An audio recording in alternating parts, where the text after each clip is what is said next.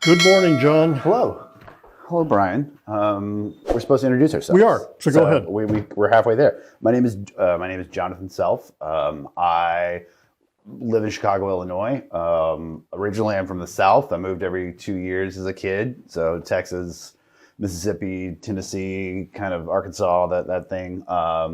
And I'm a realtor in the Chicago area. So that's what I do. That's my day job. I'm late 30s, and I got a 3-year-old. So I'm kind of like new to the parent. Yeah, so that's always keeping you in the game. I'm Brian Whitehead. I've lived in Chicago on and off over a lot of my life. Went to graduate school here. I spent 24 years in public accounting. Did some entrepreneurial stuff before that. Anyhow, it's an interesting place to live. Married, 2 kids who are living in different parts of the country, and good to see you. I'm going to put you on the spot and start off asking the first question. Okay, but then we're going to take turns, right? Yeah, we will. No. Kiana from Los Angeles asks, what motivated you to become an ally to the Black struggle? Struggle needs more allies, man. Yeah. It's kind of, maybe that's the simplest way. I think maybe maybe I would start with what kind of made me conscious of it, you know. And for me, moving around every couple of years really helped me understand that we're all the same in different places, and it was a great way to experience different cultures and see different peoples, and honestly get a glimpse into certain very blatant aspects of inequality.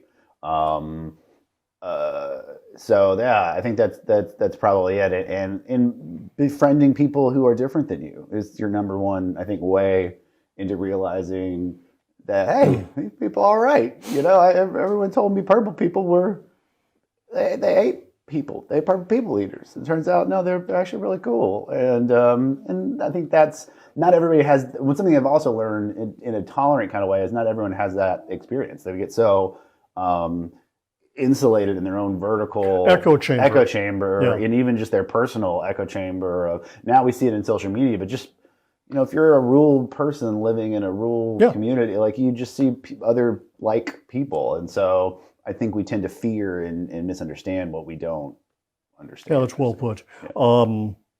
From my perspective, my family came from the South, deep antebellum roots into South Carolina, including slaveholding plantations back in the day. All of that was lost after the Civil War, so there's no family wealth. But I agree. I think people tend to live in echo chambers, and I think that social media has made it possible to live exclusively in an echo chamber. And if you're in there long enough, you go deaf, and you can't hear anything. You don't meet other people. So I came to realize, certainly last summer, over the whole George Floyd thing, the Breonna Taylor thing, you realize all of a sudden this has been going on forever. And it's just with the advent of smartphones, and everyone's got a camera and a video camera, that you're able to actually expose some of this. I grew up in Minneapolis. A lot of my life was I thought the Minneapolis cops were absolutely the gold standard for, I know, right? But what completely pleasant, because I'm a middle class white guy. What do I know? I don't get hassled. Yeah. But I turned to a friend of mine after George Floyd, and I said, okay, let's kind of play this game. If you walked in and you had a counterfeit 20, the first reaction would not have been to call the police. The first reaction from the storekeeper would have been, there's an ATM down the street. Sir, this isn't good. Excuse me, sir. You've been a victim of a horrible crime. Someone gave you a fake $20 bill. You should address this immediately. You wouldn't have called the cops on me. Yeah. And they wouldn't have killed me. So, I mean, that really underscored, for me, the differences and brought it absolutely to light. And if people can't see that, we need to have another discussion. There are layers and layers to address and to replay on how things would be different, and the fact that one of the biggest things about 2020 for me was, even though I was aware that there are different rules, there's a different game afoot, and yes, we are seeing it more captured on film right now. What I was maybe unaware, the thing that kind of ripped blinders off of me that continues my education, is seeing how people who look like me just continue to dig in and would deny that $20 bill experience would have in any way been different. And they damn well know it is. They know it is. Well, it's kind of like the whole election, right? I mean, it's not true, but you're going to continue to repeat this louder and louder and louder because your friends in the echo chamber really reinforce that. Really trying hard to dig in and to hold on to these preconceived notions and these ideas, and the work that is ahead is just that was one of the biggest things. Like, how much, of course, there's racism. I didn't know we were at the Nazis and like card carrying, vote at the meeting kind of Nazis, just popping into Kmart and buying sneakers and walking out. Like, I didn't know that, and everyone's like, yeah, that's Fred. He's a Nazi. He lives here.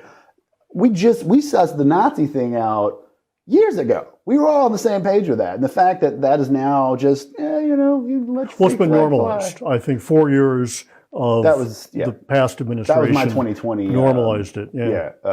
Gross. And I'm still kind of dealing with that. So anyway, Braden from Washington asks, what actions have you taken to help improve the Black experience in America? Damn. Okay, it's hard.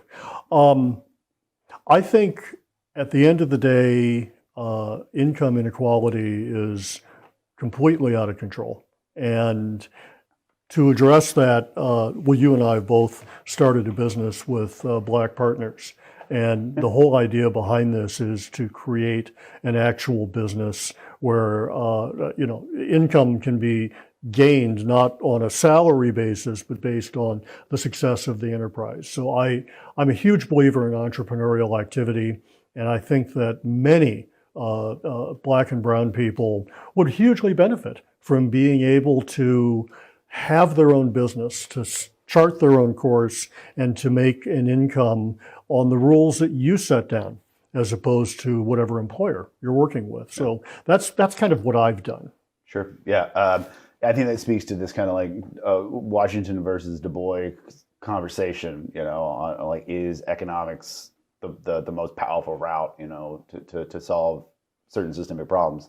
And the jury's out, but I definitely think money will help a lot. And I think part of the biggest thing too, and this is, something I tell people who are unfamiliar with the South, and the South has its own stigmas and concerns, particularly amongst people in the North who are of color. It doesn't sound very appealing. I've never been. It's not on their bucket list. I can see why, but the fact of the reality is that I often tell people the things that go down on the South side or the West side of Chicago is the same shit that goes down in the trailer park where I'm from. You got broken homes, you got undervalued labor force, multiple jobs, still trying to raise kids, no actual support. Like, I plagued with different levels of abuse and traps. That's a predatory system. So looking at solving that financial gap is going to be probably the Archimedes lever to get the most value from your effort. Yeah. So that is true. And I've actually started, at this point, 2 businesses that are minority owned on that. Now I own my own business. I'm a solo person. However, I think one of the conscious things that I'm trying to do to directly do my part is being aware of my own cognitive bias in like hiring. Anybody that applies, there's very specific instructions. I do not know the name of that person. I'm only evaluating this person based on making sure that I'm in an industry that I tried my best to educate myself and really understand and tease out the bitter, really messed up history of the way Chicago as a city sociologists invented a term called hyper-segregation. Chicago is a hyper-segregated city because of realtors, because of redlining and steering people. So trying to actively be aware that when I'm moving people around in a community, that it is not like this gentrification times 12. Like when I move people in, part of their closing gifts is that they understand the history of the neighborhood. They get a booklet that's about the area. They get the gifts come from small businesses within that community, to help integrate and plug people in a conscious way. And I'm not going to stop economic progress if that's what you want to define land ownership, and that gets into this weird thing about gentrification. But I don't know, just trying to be aware of my history, acknowledge that, be a part of a positive change, and lead my peers in the industry towards, taking those measures. I am, I don't know, so I'm balancing things out. You're bringing up a really good point. And one of the things that the George Floyd thing pointed out to me in Minneapolis, I grew up in South Minneapolis, went to a high school. I think we had 6 black kids in my school. And I never knew why. It never even occurred to me. I found out from the George Floyd thing that Minneapolis had been doing active redlining and zoning. That's why. And I had no idea why, 12 blocks to the north of us, it was a different neighborhood. And this was in the 60s and 70s. So, yeah, I mean, a lot of this stuff is legacy, and it's been there. And now we're reaping the storm coming out of that. Yeah. That's a bad term, but I'll use it. Okay. Is it my turn? It's my turn. Yeah, it's your turn. I don't think we have to be that formal. Brian? Hakeem from Chicago asks, what does being an ally mean to you? It involves a lot of listening. Yeah. It involves a lot of listening. It's a lot of being prepared to be wrong, and understanding what that feeling is inside when I'm confronted with something that I just don't want to like. I don't want to hear. I don't want to accept, and recognizing my own triggers. That why am I bristling at this information? Why do I feel the need to confront that statement or that idea with, and a lot of that comes from this privilege place that's just innate, in the way that you view the world, and being able to I think the best thing that I, as an ally, if I would refer to myself as that, is someone that's willing to listen and spend time and sit with things, but also to speak out. Yeah, exactly. So I think that's proactive. I was telling someone earlier, I was having a stupid Facebook discussion. I don't know why I do That's this. Always a great use of your time. With one of my former high school classmates. Oh, yeah. And, dug in Fox News, OAN, Trumpist. And at the end of it, and alcohol may have been involved on her side, not mine, Shelley said, I think I pointed out that Fox News is going to be brought down through a series of lawsuits around disinformation. And her response was interesting. Her response was, well, they're coming for the white people next. Okay, this is 9:30 at night. I said, Shelley, good to get that out in the open. Thank you for giving us your actual perspective.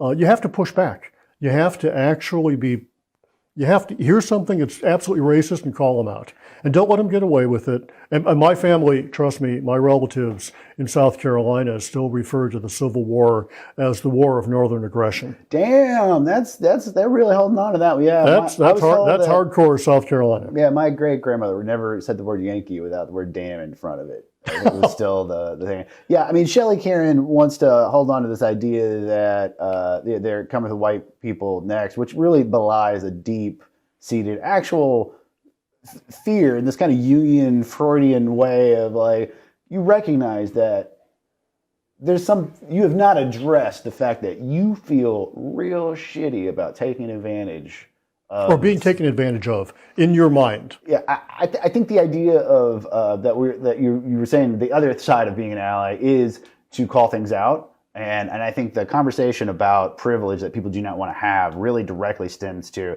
until white folks can understand and have that conversation, nothing else that you talk about, I feel, is ever going to be effective. And that's why people, this is the privilege conversation for me seems to be the ground zero entry point into change, because I think what people who are white, when they hear that and they push back against that, one, they are deeply afraid to admit that given all your privilege as a white, hetero, cis male in American culture, this is what you've done with it, Daryl?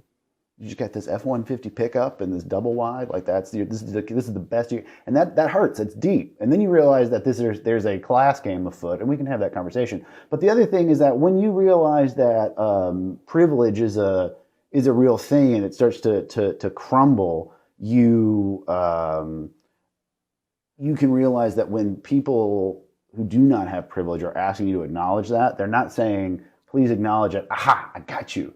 Now give me $500 and I want to date with your wife." Like this is not what's going to happen. The next step after that is, thank you for acknowledging that.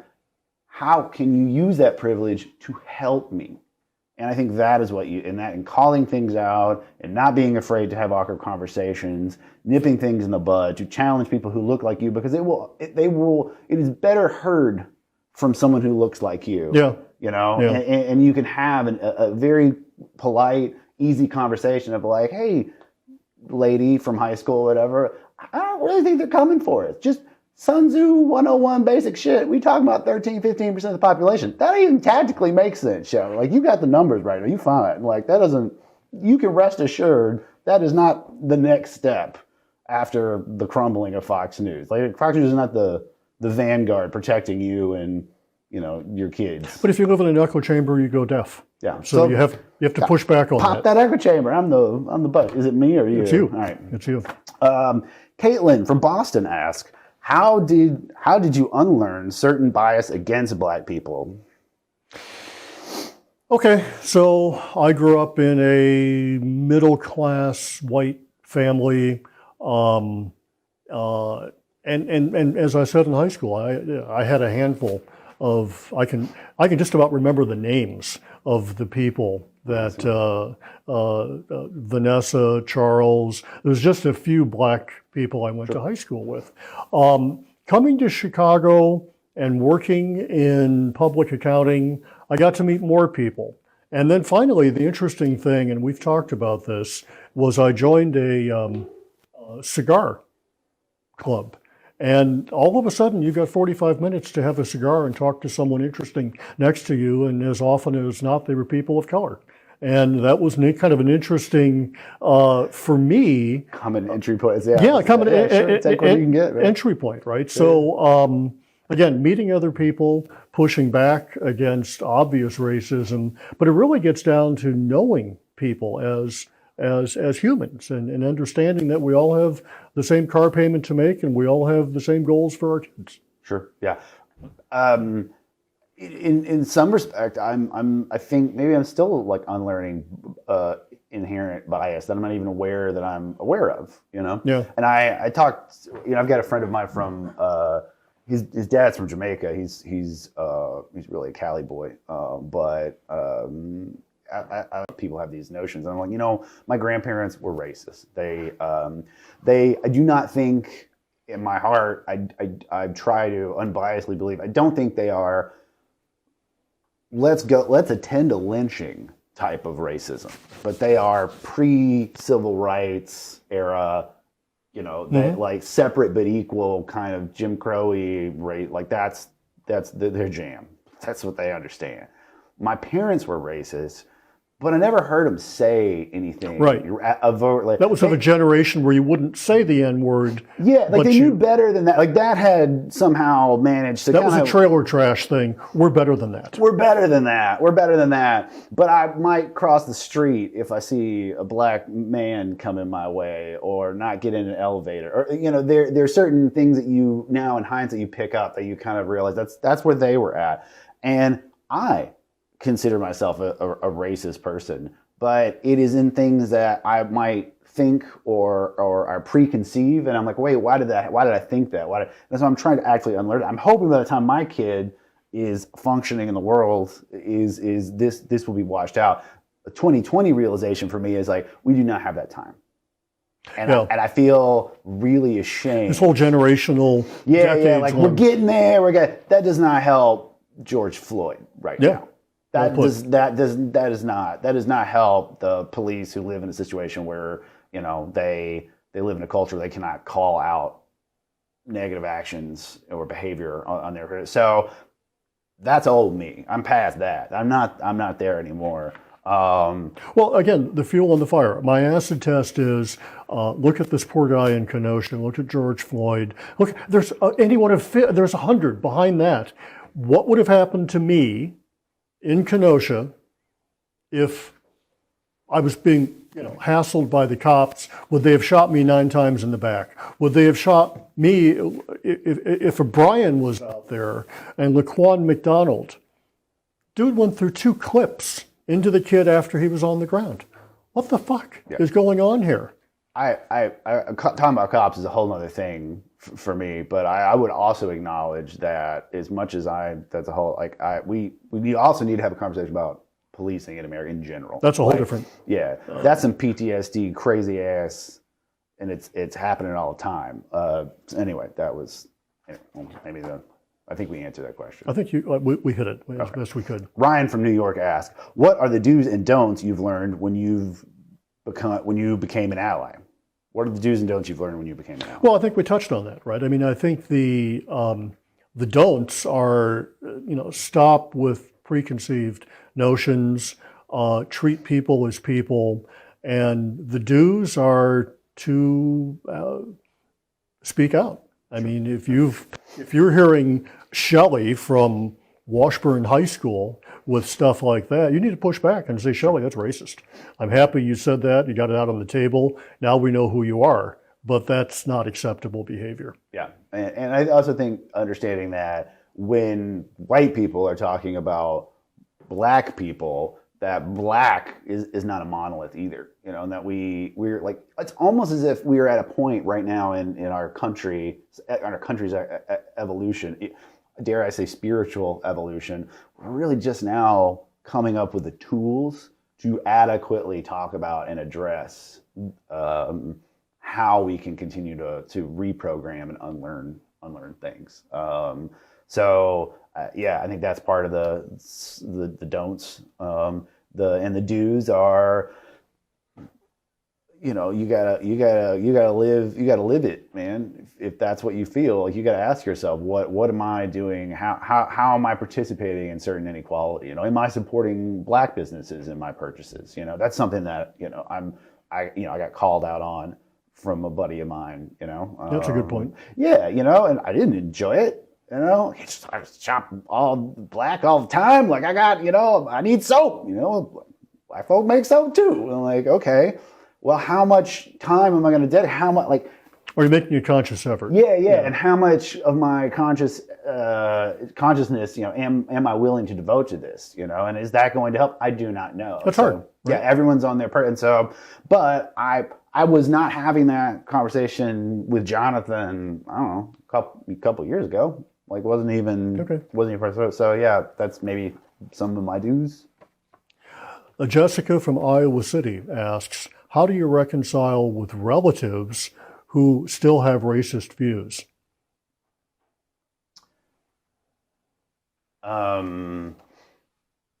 That's old Jonathan would probably be more of like, well, Granny's not gonna be around forever. It's not like she's, Granny's not,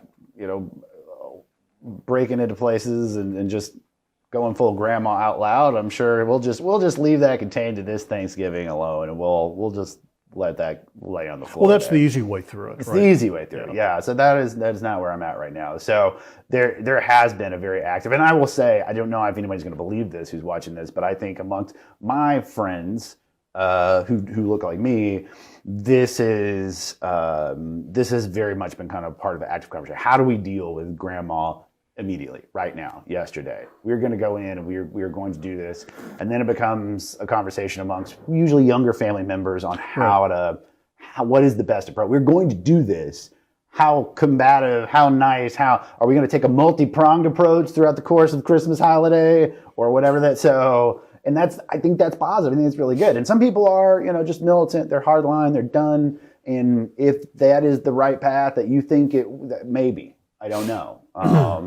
But yeah, so you take it on. That's what you do. Yeah, you know what? Having kind of gone through the soliloquy of being family being from South Carolina, I have no roots or connections down there. My only connection was a great aunt who passed away at 96 years of age. And, I'm not sure what I could have done with Rachel. This is the woman who refers to the War of Northern Aggression. To her credit, she did record the oral history of the family that she learned. If you think about it, at that age, when she was a kid, her grandparents were in the Civil War. Her grandparents had owned the plantation and had worked with that. So there was kind of a sanitized version of history that came through her. I didn't push back on her because I think her racism was of the a little bit of the contemporary South. It wasn't, you would never say the N-word. You would, you kind of, I don't know, the South is, in many You're thinking it real hard. in many respects, Atlanta and Charleston are less racist, I think, than Chicago is right now. They're less segregated. Yeah, I feel you on that. That's something that I noticed, again, coming to Chicago, and that kind of, my wife, when we first moved to Chicago, her first job was downtown, like right downtown. I remember picking her up after work, and we were going to go to our first little apartment in Chicago, and it's 5 o'clock. You go to the Red Line, downstairs, down underneath, the ground. And then literally, if you'd taken a black and white photo, could have been 1950s. There was literally a train of one color going one direction, a train another going the other direction. And that, I feel like even in the South, I didn't necessarily see that, that was really, really startling to me, because I also had a preconceived notion about, going up north was, for me, I think, also kind of escaping some of the stuff that I was not too happy with about the South. Yeah. That was startling for me, and I learned that. So I kind of know what you're saying there. Gabrielle from Houston asked, what are your thoughts on the overt racism displayed over the past 4 years, and where do we go from there? Yeah, I'm fairly transparent on that. I think, and we talked about this, the Trump administration allowed, and by the way, I've apologized to my black friends during the Trump administration. I didn't vote for him, by the way, but I had no idea how racist America really was until everyone starts coming out from under every stump and holler. And by the way, every state has rednecks. Minnesota does too. And this, all of a sudden, racism was fine. Racism was absolutely fine. If you look at the insurrection and the invasion of the Capitol, you saw a whole lot of white people who felt that they were disenfranchised and being taken advantage of, and their response was to break into the people's house and deface it. Completely not acceptable, but I think the previous administration made that point of view okay. It's on Fox News. Go ahead. Have I beat that one to death? 2020, man. What do you... The overt racism displayed over the past 4 years, and I think I would like to qualify that maybe something people are not aware of too is because I was explaining kind of the generational distillation of racism, that goes from is we don't really live in a world where people will necessarily say something just blatantly fucked up in front of another white person. No, we've learned how to couch it. Don't get me wrong. I'm not hanging out with a bunch of racists all the time, knowingly. But this kind of level of overt racism is I think it is going to. It's not going anywhere. I think now it is going to make an effort to become a sanctioned official. Like a party, almost. Dude, a third of the country is completely on board with that. Yes and no, because I also if you look at Trump's numbers on Trump gained in black female voters. Yeah. You cannot explain that No, to me by well, it's just if you're racist, you vote Trump. I think it speaks to a lack of choice in this country and the general level of disenfranchisement that everybody feels, which could be a unifying factor if given the right leadership. But I think it's going to get worse in the sense that I think we will be able to identify these people. You know, they've got patches and dry cleaning bills that are IRS can trace back to. And where we go from there is we watch it like a hawk. We acknowledge it. You know, we call out domestic terrorism for what it is. Yeah. You know, we make it safe for Americans flat out in general. I don't care if your color is glowing. Well, look at the difference in preparation between the BLM protests last summer and the March on the Capitol and the invasion of the Capitol. I mean, it was clearly two different standards. Black Lives Matter, just matter. That's all. Matter. They just matter. All lives matter. Amazing pushback. Which is, by the way, the Catholic Church's current take is all lives matter, which it is completely irrelevant. The statement is absolutely insane. Okay, my turn. Ivory from Atlanta asks, how did George Floyd's murder impact you? I think Mr. Floyd has kind of been the specter of the entire conversation. It definitely affected me, but so many have affected me. When you start to try to educate yourself, you know, we're waiting for the police that killed Breonna Taylor to be brought to actual justice. And Fred Hampton's still dead. Yeah, we didn't arrest anybody there. You know, like there are people that are still waiting a very long time, and the only possible conclusion from that is that it doesn't matter. We'll get around to it. You do not matter. It is not a so I don't know. Like, well, the acid test again is what would have happened if John or Brian did the same thing that George Floyd did. And the answer is obvious. We would have been directed to an ATM down the street. We would not have had the... By the way, I wonder about the jurisdiction of the Minneapolis police handling a counterfeit bill. That I always thought was the domain of the Secret Service and the FBI on counterfeiting. But that's another... the overreach of the policing system is another. We should do that video when I'm drunk. Spencer from Michigan. What can we do to improve race relations? Brian, that's your question. Oh, man. Fix it. Why don't you have me solve the problems of the Middle East while I'm at it? Not Jared Kushner. Yeah, a couple of cigars and we're done. I think the reality is it's not going to be simple. This has been baked into our culture and to our country for hundreds and hundreds of years. And it's going to be one person at a time. But I circle back to what I said earlier. I think economic empowerment and economic balance is a huge first step. And if you can do that, I think you're going to move forward. If you can't, we're stuck in stasis. I think the best thing we can do for race relations is directly ties to economic equality. And I think with that, unfortunately, because our political system is so broken, it isn't until you get economic inequality and close that gap that I think we can see political representation.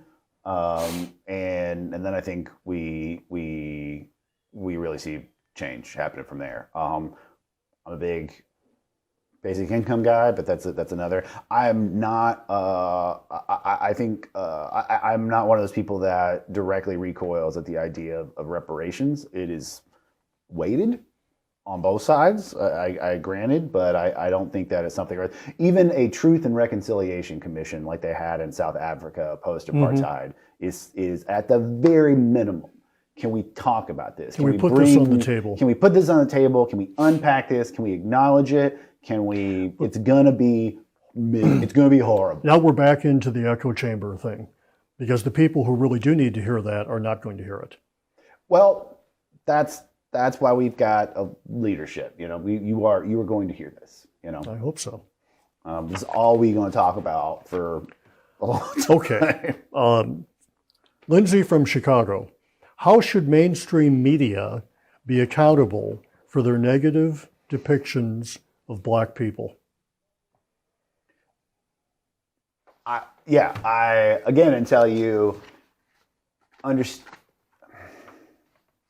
It's more than just having a Black anchor on the local news next to the blonde with the short skirt. Yeah, exactly. And until we change we recognize that there's a standard of beauty that is Anglo-centric. You know what I mean? No, that's a good point. Barbie fucked up a lot of people. Gotta have a blonde anchor on Fox News, because we don't see... With a glass table so you can see through the table and see her legs. Yeah, because Black legs aren't beautiful apparently, and that's fucked up. That's highly inaccurate, and it is when you realize that's the systemic part of what we're talking about all the time. When people say it's like this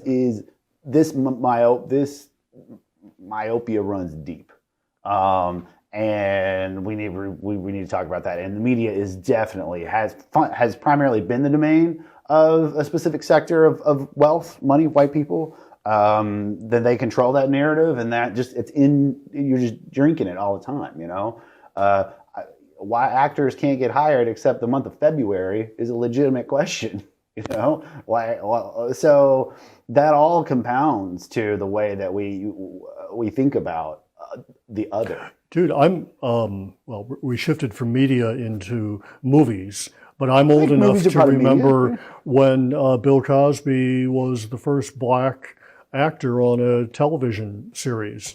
And we're talking about I Spy, by the way, way back in the 60s and late 50s. The Huxtable version? Yeah, black and white TV, black and that era. But, I think you have to make you have to do the same thing that human resources departments, which are generally useless, are told to do, which is to try to get a diverse population of employees. Because out of diversity comes, you're actually opening up minds and you're having different perspectives on the same problem. Yeah, I mean, there's studies done, and I don't care how racist you are, inside, outside, you can actually point to sociology studies where little Black girls will actually choose a white doll. Yeah. Over the back. Where does that come? Where does a child who has no understanding of the world like that to think that level? Because of Barbie, because of Disney films, it's everywhere. It's everywhere. Just programmed in. Yeah, to people. It's everywhere, and then you realize it's also in this monolith. It's pigeonholed into this situation where as soon as you see a person of color that doesn't meet that media narrative or whatever, it's discourse, it's jarring, it's cognitively, you get that shit like it's very articulate. You're very articulate for a Black person. Like that, you get that shit. That shit happens. And on the media and just coverage alone is also over when you almost need to have a diversity officer who actually has some sway, constantly bringing this up and pushing that topic. Yeah. Do we have a diverse cast? Yeah. And again, human resources departments are late to the game and they're generally ineffective, but they've gotten the same marching orders, at least in public accounting. Sure. Yeah. Try to get diverse. Anyhow, those are our thoughts. I think we didn't solve any You're problems. welcome for solving all of the problems. Give me some more questions. I'll solve some more for you any other time. We do what we can. Thanks, everybody. Take care. If you like the content, please donate to the show. 30% of every dollar goes to our Homecoming series, where we plan to sponsor Black families to visit Africa for the first time. For 10 days, we'll document these families as they reconnect with the beautiful history that was interrupted by slavery. Be the change you want to see. Donate now.